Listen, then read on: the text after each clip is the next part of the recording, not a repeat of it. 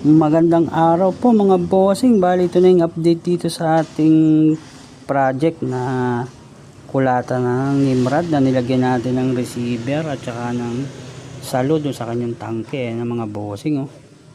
Tapos na siya mga bossing. Bali ang kulang na lang dito ay pintura. Ano kaya magandang kulay ng pintura dito mga bossing? Pwede kayo mag-suggest sa comment section. Ayun.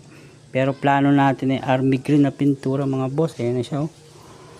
Okay na okay siya. Bali palagay natin nasa mga 40 shots to mga bossing, 2k PSI.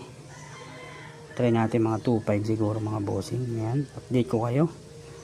Bali stay tuned na lang mga bossing para makita nyo ang magiging outcome nitong ating project na Nimrod bat. Nilagyan natin ng receiver yan, tsaka ng big tank. Bali medium tank lang pala to, hindi to big tank mga boss. Ayan o. Try natin paputukin mga bossing. Yun. Napakalakas oh. Pwedeng pangwalis mga bossing.